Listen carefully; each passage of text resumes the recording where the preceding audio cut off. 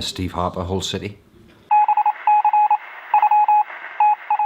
It's vitally important. Without youth football, you don't get professional football, because that's where we all started.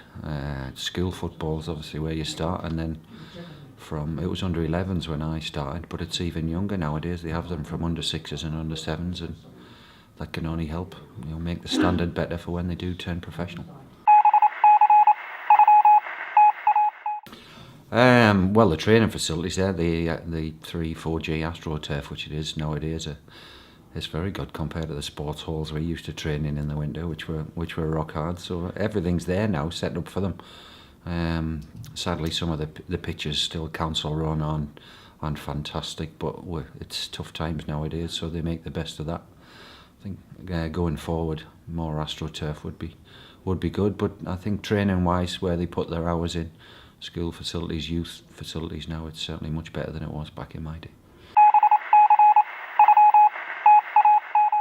Football's a lot faster nowadays. I think statistically, certainly at a professional level, it's 20% quicker than it was 5 years ago, so God knows what it was compared to 30 years ago as it would be now if I was out there with those boys. Not just tactically, technically, it's a lot quicker nowadays. The balance of players and the speed of them is a lot more improved, so big changes.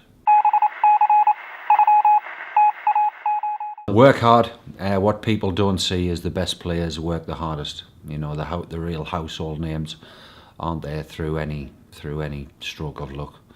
The stats prove that the best players work the hardest, and then their ability comes to the fore, because you have to work hard to win a football game. So I would say, listen to your coaches, apply yourselves, and really work as hard as you possibly can to be the best you can.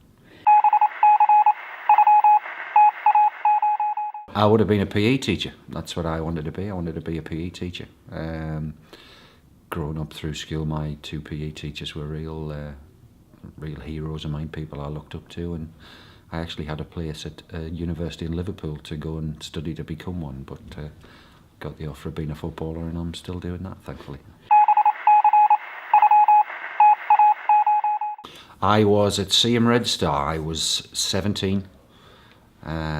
And I got offered a 1-year professional contract, so I deferred my place at university, and I'm still there. I was playing in the Northern League at 17, which is a pretty brutal place for a 17-year-old. But I was in the youth system at Peterlee, in what is if it's the Pinpoint League here, it was the Russell Foster League down there, and a lot of good players came through that system, just as they have through this fantastic league, with the likes of Red House Farm, City Juniors, Wallsend Boys Club, real established breeding grounds for players who've gone on to be professional footballers. No, I've not been there since I left. No, it's not somewhere I'll be rushing back to.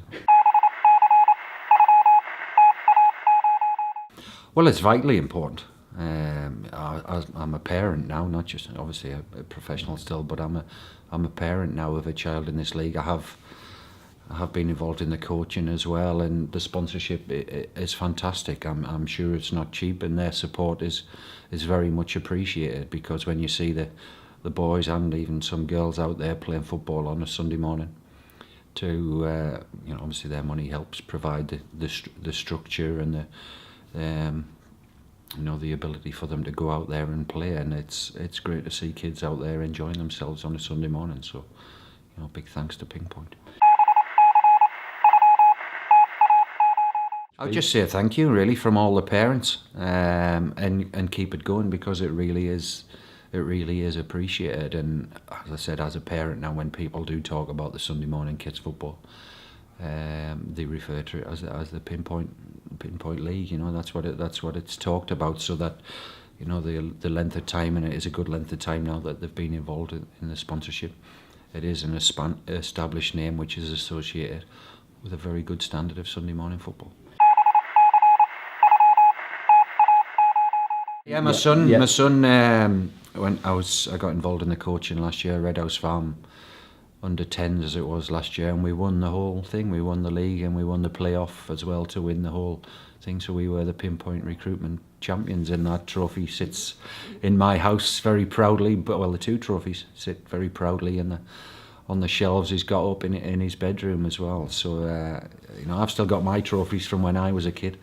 So hopefully, if he goes on to turn professional, he'd be very proud of having them as well.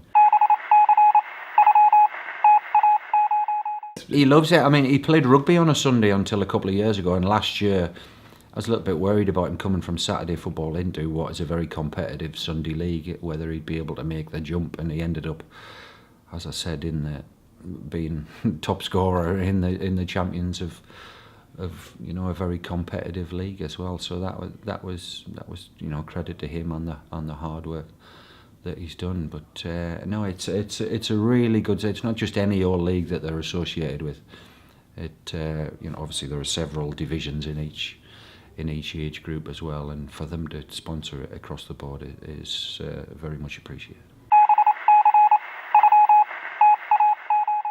I've enjoyed working with Graham from the Max Set Media project. He certainly made it very easy for me, and I'm sure he'll do a good job of the DVD. Cheers.